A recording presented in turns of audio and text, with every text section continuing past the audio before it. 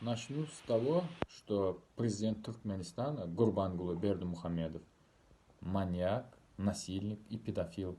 Я это могу доказать. Когда я учился в 41-й школе, приходила его охрана, выбирали самых красивых девушек со школы на какое-то частное мероприятие. Даже одну из моих одноклассниц выбрали. Всячески учительница сказала: ложись в больницу, не иди на это мероприятие.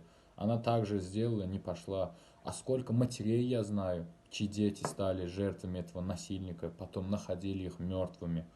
Была бы у меня такая возможность, поехал бы к этим матерям, я их всех знаю поименно, где даже адрес знаю, где живут, что.